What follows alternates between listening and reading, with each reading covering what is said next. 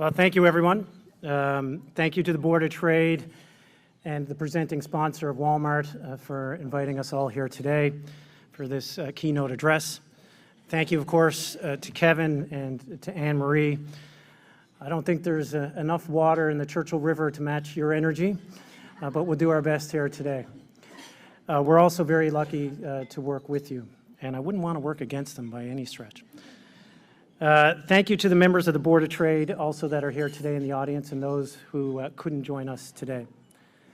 I know that it has not been an easy road, but your commitment to this province and your tireless, never tap out drive helps drive our community forward and our economy forward.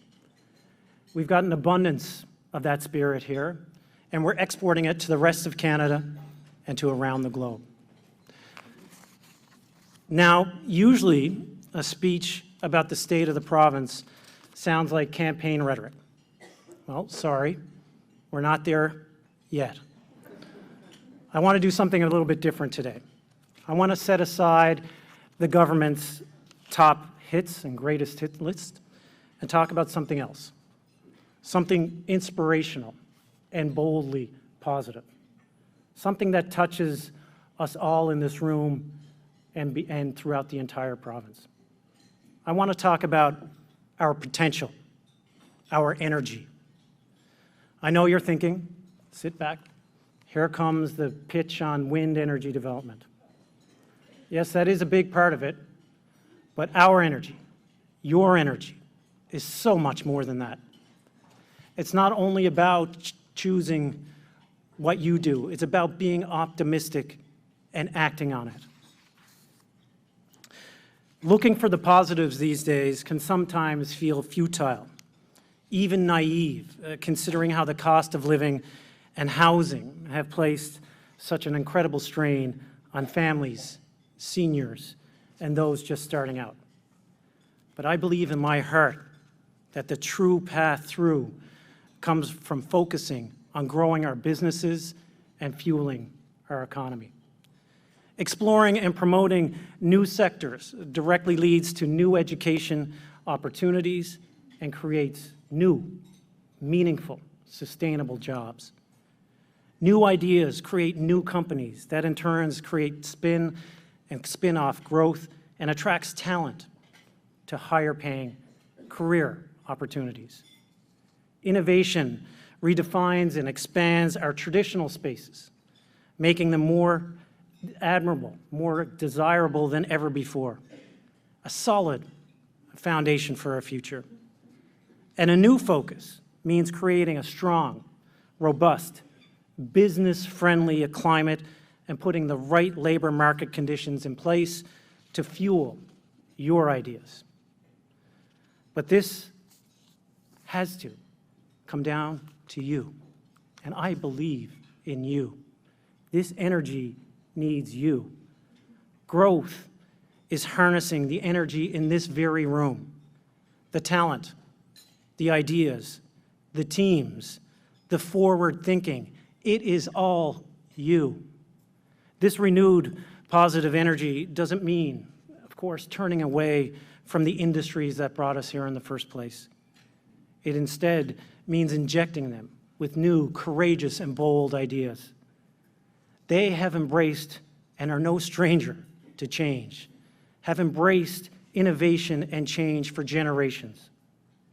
Because our proud oil and gas sector and the traditional sectors that built this province, like the fishery, are of tremendous value, not just today, but for future generations in Newfoundland and Labrador.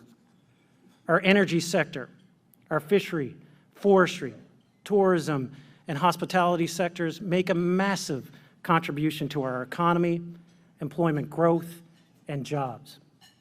We see it reflected in metrics like our GDP. I know, like you, that this is a time of transition.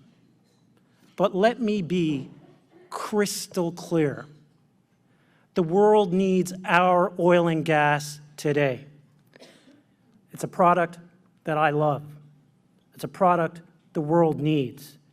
And with its lower carbon profile, it's a product that the environment requires today. With deep carbon storage off our shores, we are decarbonizing that very energy of today. With wind and hydrogen, we are developing the energy of tomorrow. And we have the resources, products, and expertise that the world needs during this energy transition. Not many places can say that, but we can. We offer clean, responsible energy and an abundance of critical minerals, and the know-how to develop and deliver these resources to the entire world. The race to find new mineral reserves means projected spending of more than $220 million in exploration here this year alone in Newfoundland and Labrador. Mineral shipments in 2024 are expected to be valued at $4.4 billion and $5.75 billion in 2025. The demand, my friends, is global, and instead of having to turn to China or Russia, companies can come to us, a more stable, a more reliable, a more friendly option. One committed to ethically sourced materials and recognizing human rights. We are developing a world-class green hydrogen industry here in our province, one that will undoubtedly maximize the benefit for all Newfoundlanders and Labradorians, ensuring environmental sustainability and promoting economic development and job creation, especially in our rural communities. Imagine harnessing some of the best onshore wind resources on the continent, right here at home. Powering wind turbines and producing and exporting hydrogen and ammonia to around the world. We have already signed significant agreements with Germany and the Netherlands. And we have energy delegations visiting all the time from places like the Middle East and Asia. Our energy means realizing our government's vision of making our province also a top destination in North America to start a tech company. We have made explosive growth towards this goal in just a short period of time. Our tech sector is now valued at over $1 billion and is growing rapidly, because the tech sector is not bound by regionality.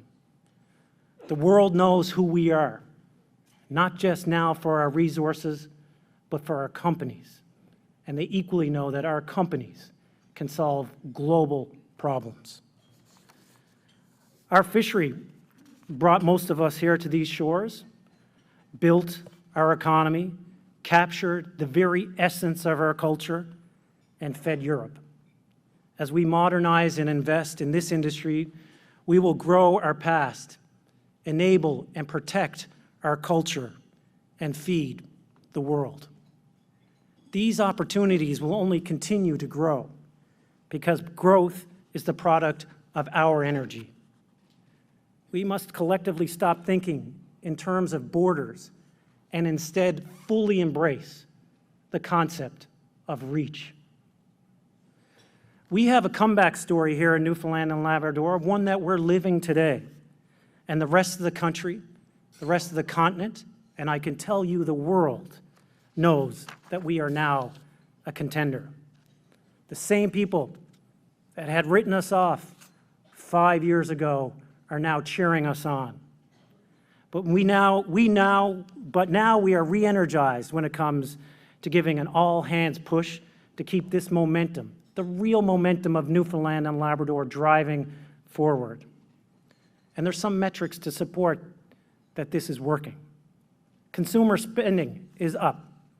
New housing starts are up. Retail sales are up. Vehicle sales are up. Our employment numbers are up. And we've been able to drive population growth, that growth so critically needed for your businesses. In fact, one of the only metrics and numbers that are down is our unemployment rate. And TD Bank, so don't take my word for it, TD Bank says Newfoundland and Labrador's economy is likely to expand at a nation-leading pace over the next 2 years. Following credit rating and outlook upgrades in 2022 and 2023, Morningstar, DBRS, S&P Global Ratings, and Moody's have Newfoundland and Labrador's credit rating at A1 with a stable outlook. The first positive change in over a decade. Kudos, Minister. Now, don't mistake being positive for in any way being docile. Inaction is simply not in our blood as Newfoundlanders and Labradorians. Energy means always being ready to fight for what our people want and for what this province deserves. From changing the dark destiny of Muskrat Falls, to taking on Ottawa when it comes to unfair equalization payments, wrong fish management decisions, cuts to immigration, or how the carbon tax just simply does not work in Newfoundland and Labrador. We are energized when it comes to our future goals and doing everything possible to get us there, regardless of political stripe in Ottawa.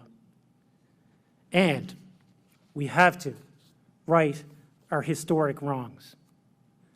Since before I was born, the people of our province have not benefited from Churchill Falls. Signed back in 1969, the Churchill Falls Agreement has long been a thorn in our side and an open wound for Newfoundland and Labrador. But my friends, the opportunity of 2041 is not 17 years away. It is not 10 years away. It is today. We now have an opportunity to write a new history that will benefit Newfoundlanders and Labradorians for generations to come. I will only accept a deal that ensures full and fair benefits for everyone in Newfoundland and Labrador, one that maximizes the potential of new developments, new opportunities, and realizes the full value of this incredible, renewable, clean hydroelectric assets that we have on the Churchill River. My friends, this is our water, it is our electricity, and it is our time to shine. Newfoundland and Labrador has always been future-focused, forward-thinking. And we do this with a strong sense of our foundation, of who we are. And we wear our resilience like a badge of honor. 2024 was a year that celebrated our storied past. We celebrated 75 years of Canada joining Newfoundland and Labrador in Confederation. For me, the proudest moment came on July 1st when we observed the 100th anniversary of the Newfoundland National War Memorial, repatriating the remains of an unknown soldier, of a fallen son of Newfoundland and Labrador. We brought him home from France and laid him to rest in his rightful resting place, at home. People from across the country and around the world watched as the ode was played in the rain and a quiet set in upon the city like I've never witnessed before. My role that day was to act as the next of kin, as family. But we were all his family that day. Because being there for each other is the most Newfoundland and Labrador thing that we do. The energy of that day has lingered with me, burned in my heart, and got stronger by the day. We are unique in this home of ours, this special place. This is where we draw our energy to keep fighting, keep pushing, keep dreaming, and keep succeeding. Lastly, my friends, and probably most importantly, celebrating the value of our energy and being positive is what a commitment to leadership and the democratic governing is all about. Because positive energy is truly a mindset. Now, some spend their time and energy only talking about the negatives. They don't offer anything that looks like a solution. And here's the thing. If they did, I would welcome it. Because as I've said from day one, I am not a traditional politician. I'm a surgeon, and ideas wear no political stripes. Whether it's healthcare, housing, the cost of living, the problems we face in this province, in this country, they are not red problems or blue problems. They're not orange or green problems. These are our problems. And when we are elected to try to solve them. So their contribution to that should be just more than memes and better than just blame. Too often these days, slogans and rhymes dominate the news. The challenge is to rise above the slogans, and if they suggest better is needed, don't just say that in a slogan. Do better than posting childish rhetoric online. Do better than posting fake quotes, all in an attempt to score political points and sow discord. Be better than stoking fears with misinformation. These are moves straight out of a Trump playbook, and the people of this province see it for what it is: divisive, at times hurtful, and always wrong.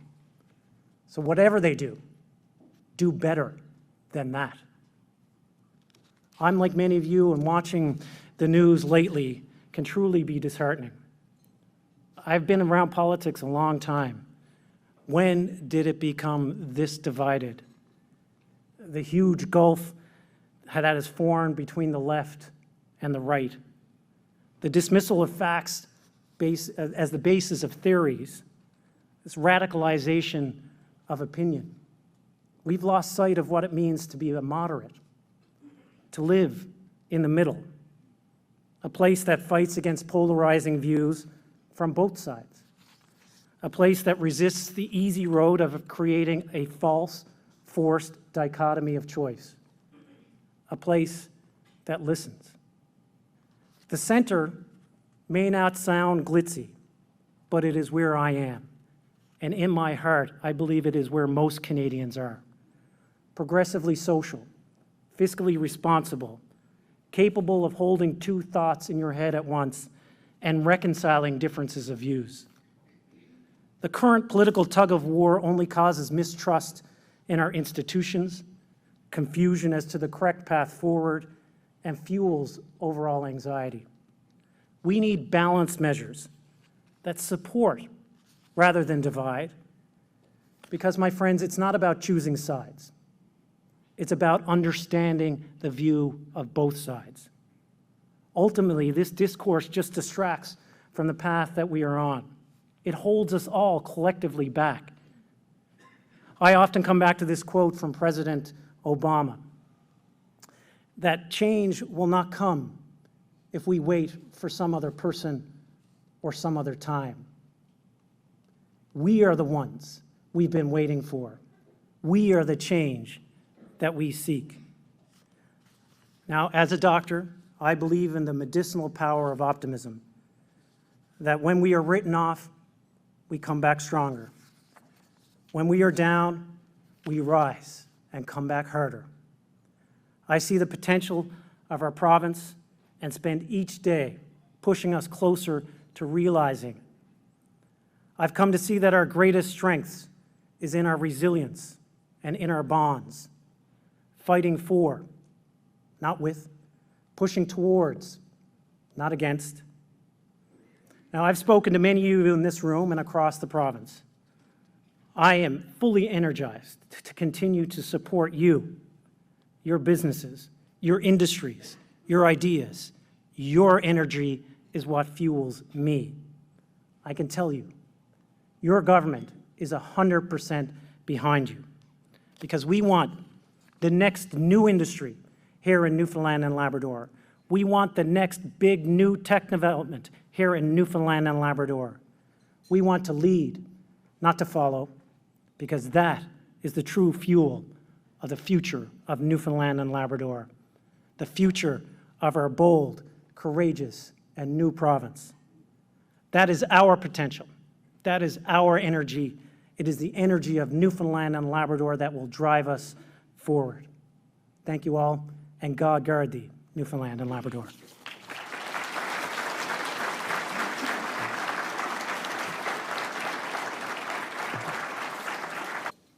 perfect. So we're going to dive in. So we're going to get through all the 20 questions or so. Well, I don't think we will. Yeah, but that's okay. I'm going to start in. I was shuffling them around as you were speaking, so I could start with some really relevant ones, and I think you've touched on a lot. So I think we're warmed up and ready to listen and hear a little more. You said something really interesting in terms of the world knows who we are. And actually, that was my first question that I had for you around the evolving perception of our province. And I guess my question for you is, as you travel around and as you're having these conversations, what's the change in the perception of Newfoundland and Labrador, and what are you hearing on the outside? Well, coming out of the pandemic, there was an incredible moment of historic and cultural disruption throughout the entire world, and that afforded us an incredible opportunity as Newfoundlanders and Labradorians. And I've been asked that question many times, and the changing perception is driven by one fundamental concept that we own almost exclusively in Canada here in Newfoundland and Labrador, and that is a term of intersection. We have the right intersection of opportunities and commodities and people here in Newfoundland and Labrador that other jurisdictions can't see.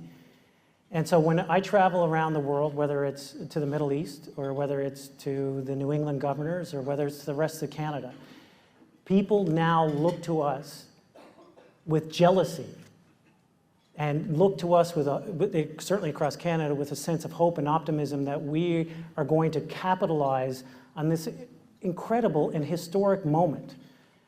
Like, if you look at the opportunities we have just in the energy space alone, and I don't want to pick on it, I don't want to single out any particular industry, but what other jurisdiction can say that they have the right components, the critical minerals, for example? Nova Scotia can't say that. What jurisdiction can say that they have the firm capacity and hydroelectric capacity that we have? New Brunswick can't say that. What other jurisdiction can say that they have a workforce used to transitioning in a marine climate when you're talking about things like hydrogen and wind? We can say that. Others can't say that. When you look at it, so the whole package is on full display to the entire world. Sometimes it's hard for us to see this, me included, by the way, in the day-to-day media news cycles. It's almost hour to hour now with social media. But the true opportunity and the true space in which Newfoundland and Labrador plays right now is global. And it is our job, it is your job, it is my job to make sure we exercise that opportunity now. Because as we know, in this changing landscape of geopolitical tensions, no one definitively knows what tomorrow will bring. It is ours now. We need to work together to capitalize on the opportunities that are here, that are generational, they're historic, and they will definitively change the landscape of Newfoundland and Labrador for generations to come. And others see that. So how do we make those decisions, I guess? When you talk about the sectors that, we really do have a lot of potential, a lot of focus, a lot of opportunities, how do we make the decisions around strategic priorities, focus, limited workforce, limited capacity, limited investment on ensuring that we can capitalize on the right opportunities? And I guess linked to that, I would ask, is there a role for those sitting here? I mean, a lot of these tables and faces looking back at you right now would say, I know how to take advantage of wind, I know how to take advantage of oil and gas, I know how to do hydroelectricity. How do we involve and how do we, come together to make those strategic decisions so that we do materialize those opportunities? Sure. Well, first I would say is, if you look at the province as a basket, as a whole, as a collective, I think it's important, and it's been strategic with the ministers in the audience and I, and it's a full team event, to ensure that we are developing a diversified portfolio, if you will. If you look historically at some of the challenges in Newfoundland and Labrador, it's often because we've been too reliant on one commodity. So a swing in one commodity will cause significant economic impacts on the province as a whole. So we've been trying to diversify on a macro stage so that we're not subject, the citizens aren't subject to massive swings in commodity prices if, for example, the price of oil goes down or there's issues with fishery. All of those things will hurt the overall coffer. So we're trying to put together a diversified portfolio, one that enables growth is driven by growth potential policies, but one that also protects Newfoundlanders and Labradorians based on lessons learned in the past. How people in this room can help is through conversations, and we're so happy to have so many open conversations, not always agreeable, by the way, but open and constructive, about how we engage the business community. I know government can do a better job at ensuring things like red tape are eliminated, and that there is things in place like navigators to help navigate the beast that is government. But we are open and wanting to have those discussions, and I think we've shown already a real ability to work and act on some of conversations that have come out of this room, whether it's the HAPSET threshold or lowering small business tax. These are things that we did based on conversations that came from you. And so we always want that open dialogue so that we can help not just shape the macro economy of Newfoundland and Labrador, but help enable the very battery of any economy, which is the microeconomies and businesses that are represented throughout this room. So this seems like a very in the weeds question, but I'm going to ask it anyways. If someone is sitting here at a table right now and they're on the cusp of being able to develop or move something forward, and they're not getting through the bureaucracy, or they're not kind of, able to navigate the system that is laid in front of them, what would you tell them to do? So we hear that feedback, and we know that, let's just be honest, red tape is a perennial problem, right? Like, there's no government that has said, hey, we fixed red tape. I think what happens, and what I've understood as a surgeon coming into this role, one of any surgeon's focus is quality and being quick. You got to be, first of all, you got to get good before you get quick. If you get quick before you get good, it's not good patient outcomes. And building a bureaucracy sometimes, especially for a new industry, is like that to a certain extent. You need to make sure that things are set up right. And then I think what happens is that there ends up being creep in government and government agencies that end up slowing things down. And Minister Cody is sitting in front of me, and she can tell you that it is a constant source of not frustration, but it's something that we are always aware, how do we make systems more streamlined? And sometimes you can't cut a ribbon on that, right? Like, sometimes it's not a big announcement, which is why I always struggle with this, we're going to eliminate red tape. Like, what does that mean? I don't understand what that means. Help me understand. I understand the concept and the frustration from a business perspective, but that's just a platitude. We can do it. We have done it. If you take the example of a new industry like wind, most systems around the world that we looked at have both a land tendering process and an environmental assessment process that go in tandem, meaning that you need the land before you start the environmental assessment process. Obviously, that takes a lot more time. What we said was, why can't they do that at the same time? So you can look to secure your land while going through the EA process, if you so choose. That, by the way, cuts years potentially off the red tape, if you will. But I can tell you, the struggles that we have, we're alive to it. We're seized with trying every single day.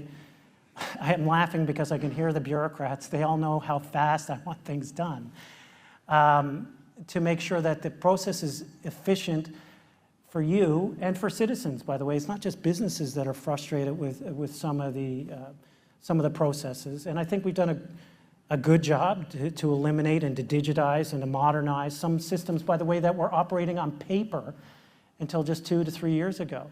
So some of this takes time, and to those who are in there right now and that have that question, please work with us. We want to hear your feedback, and I can tell you sometimes you don't see it, but we are trying very hard to eliminate the so-called perpetual perennial red tape. I think that's really helpful to hear. I think a lot of people sitting here would certainly appreciate that.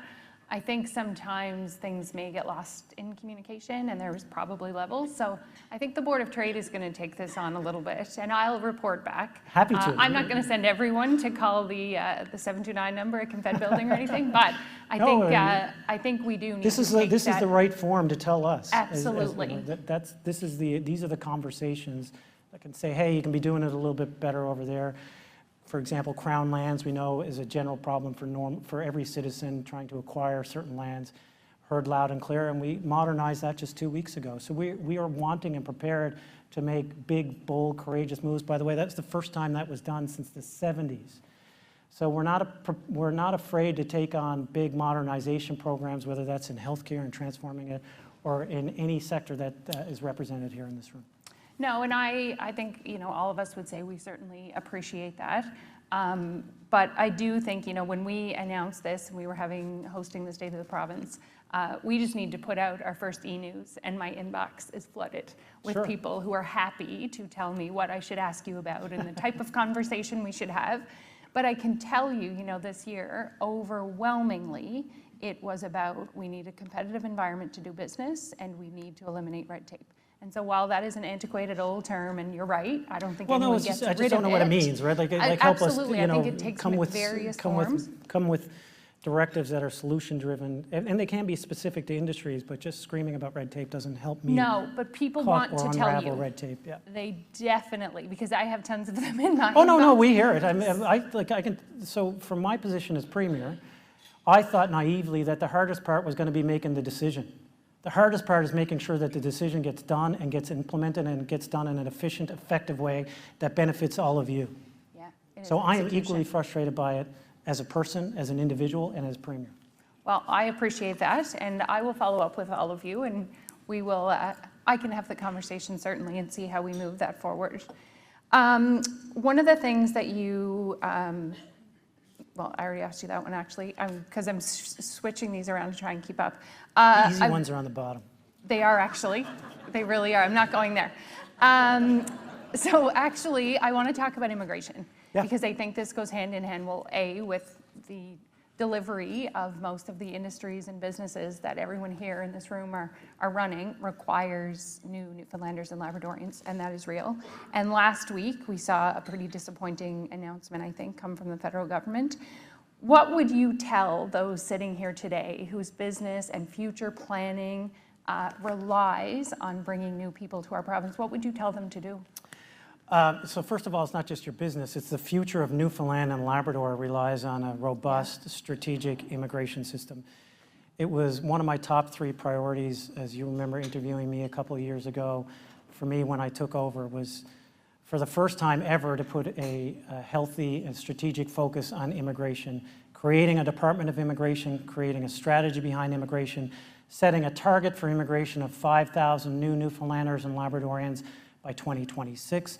Not only did we reach that, we reached it ahead of target. We reached that this year. 5,400 new Newfoundlanders and Labradorians living in our province today, working in your businesses, providing services, helping grow the economy in Newfoundland and Labrador. So I was quite upset by the decision. I thought it was a blunt approach, which should have been more surgical. I can understand the frustrations of downtown Toronto and not wanting to welcome 500,000 new Canadians year after year after year after year after year. I get that. We are not downtown Toronto. We have a strategic approach, one that is delivering results for you and your businesses, one that's delivering results for our demographics. First time since the early 70s, the K-12 population has increased in Newfoundland and Labrador was last year. So we see the necessity for it, we see the results from it, and I can assure you the conversation is alive between my office, Minister Studley's office, and Minister Mark Miller's office. It's a blunt instrument, it needed to be more surgical, and we need to make sure that we're protecting the immigration pathways, not just for the future of the businesses in Newfoundland and Labrador, but for the future of Newfoundland and Labrador by and large. And is there anything specifically, I mean, I know you're advocating on our behalf, certainly. Yeah, so we can help, we have, and we will continue to advocate to help them understand, shouldn't have to, but that we are not downtown Toronto, that we are not Vancouver, that the decision they made, albeit may be wise potentially for Toronto, it is not wise for Newfoundland and Labrador. And they have the ability to modify their decision to ensure that we are protected in what is an essential component to business, economic growth, and sustainability in Newfoundland and Labrador. They have a moral obligation to do it, they have an ethical obligation to do it, and can I argue that they have a political obligation to do it for Newfoundland and Labrador. Okay, well, I'm glad you're fighting the fight for us. Hydro-Quebec, you briefly mentioned this. I thought we were out of time. No one's told me yet. I'm just going to keep going. No one's told me that I had to stop. So understand commercially sensitive, you touched on it very briefly, understand that you're also looking for full and fair benefits for Newfoundlanders and Labradorians. Is there any update you can share? Look, as I said in my speech, the world is focused, certainly the northeastern seaboard is focused, not just Newfoundland and Labrador, but the northeastern seaboard of the United States is focused on what is happening right now with our hydroelectric capacity. And I'm sure everybody in this room knows, but the Churchill Falls asset, built in '69, is about 5,400 megawatts of green renewable energy that right now we sell to Hydro-Quebec at 0.2 cent kilowatt hours. Whenever I say that in Massachusetts or in New England, I say not 2 cents, 0.2 cents. It's essentially free power that is going to Hydro-Quebec.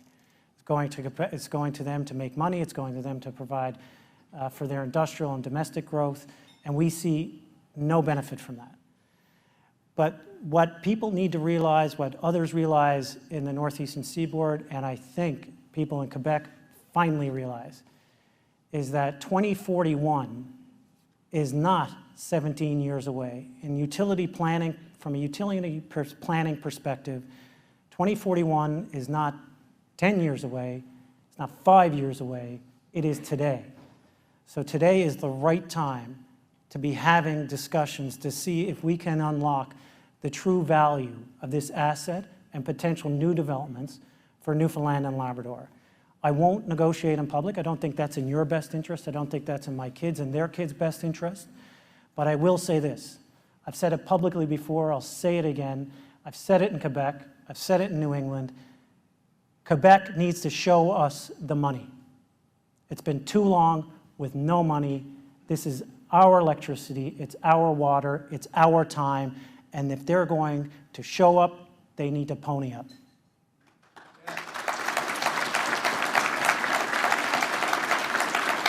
I'm not going to end there. I'm not going to end there. Oh, come on. It was a good. I know, it was a really good one. I know. I felt it, but I was like, no, not yet. I just have two more probably, and then Megan or someone will tell me I need to stop. But I loved, the mention of bold moves, and we need to think boldly, we need to behave boldly, we need to collaborate boldly. And I know certainly being competitive requires taking risk. You recently opened a Boston office, and you, I think, hosted a trade mission there, and that you said this is an investment in effort to ensure that businesses in Newfoundland and Labrador are able to unlock their full potential in what is the biggest market in the world. What do you hope to get from that office? Well, I mean, it sounds kind of silly to say, but if you're not there, you're not part of the conversation. So the northeastern seaboard of the United States, and the United States at large is the biggest market in the entire world. They are not sitting around going, I wonder what's happening in Newfoundland and Labrador today. I wonder what companies are in Newfoundland and Labrador. I've got this piece of equity here looking to invest. I wonder what's happening, in St. Anthony or St. John's or Port aux Basques. That's not what they're doing. So we need to be there to be part of the conversation.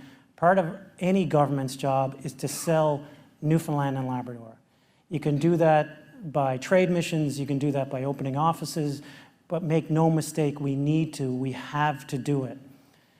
On one of my trade missions to the UAE, there was an aha moment in the room with their largest renewable energy company when they saw the place on the map and saw the intersection of resources, whether it's critical minerals, hydroelectric capacity, or offshore, onshore wind capacity, and its location to the northeastern seaboard and proximity to Europe. There was this aha moment.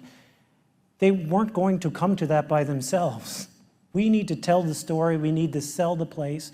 We need to be in front of investors because they want to invest in stable, reliable, good economic climates, and we are just that.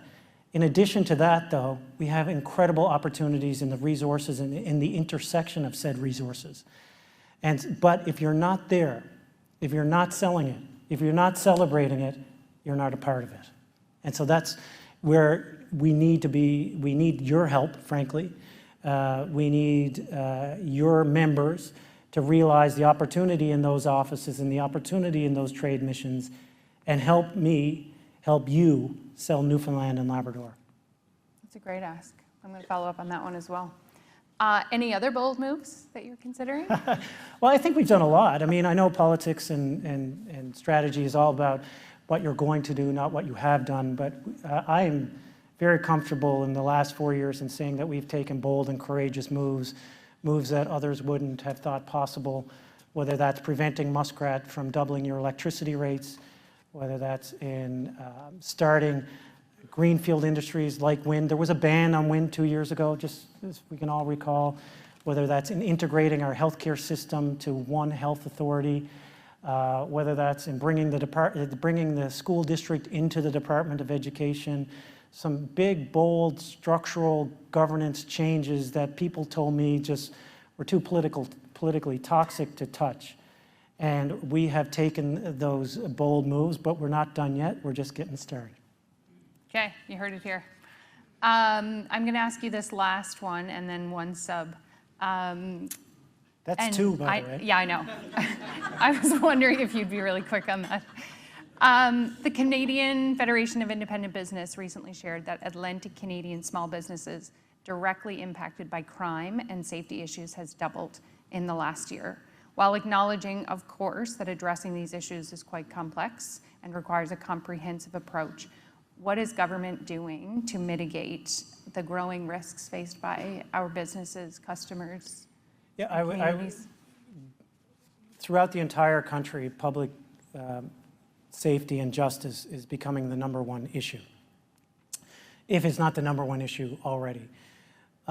We recognized that even last year, or the year before, I may be off on my timelines, and started a transformation team similar to the team surrounding health and for policing and police services throughout the province, thinking of new ways to deliver traditional policing services while modernizing the police services that we all expect, demand, and deserve. Some of that is direct investments. We've invested, I think, $40 million, additional $40 million over the last 4 years in policing services and justice services. But some of it is looking fundamentally differently at how we think about policing and how we need them to provide the services in every nook and cranny in our province. They are challenges, but I'm confident that they're challenges that we can meet. Some ways, some perspective, and from some lens, I think that this is often a mirror image of the healthcare crisis in terms of modernizing the way we deliver courts, for example. Does the burden of courts need to be just exclusively in Duckworth Street, or can there be a virtual courting system that, by the way, frees up resources elsewhere? Very similar to healthcare in terms of virtual clinics. The human resource issues is a problem in policing right now and justice services right now, not dissimilar than it was in healthcare, and still is, but we're turning a corner in healthcare. So how do we look at how we train police officers? How do we look at, are there different options to perform fundamental policing services like municipal officers that can help service some of the, what I like to say is the traditional community, local policing services that we all expect and deserve. So I think we're a bit ahead of some other provinces. And I say that because we are very fortunate to have the Royal Newfoundland Constabulary. Other provinces right now are looking at, like Alberta has a mismatch of municipal police officers and sheriffs, and they're trying to say, okay, well, if the RCMP are changing the way that they deliver services, for example, how are we going to still continue to provide local policing services? We don't have a provincial police force. Well, in Newfoundland and Labrador, we do. It's a great police force. It has good people in it. And we need to make sure that we are fully exercising the full capacity of that police force in addition to the RCMP, while looking at new auxiliary support to provide policing services in the traditional local way that people often think of it. Okay, my last question. let's just say that I owned my own business and my business printed election signs. When would you tell me to service my machines? I can tell you that, I won't answer that directly, but I can tell you that the ratio of white to red paint is probably different than it was in the last election, looked at the signs. Okay, I'll let you away with it. I will email you the easy ones. All right. Okay. Email you back. Thank Looking forward you. to it. Thank you, everybody.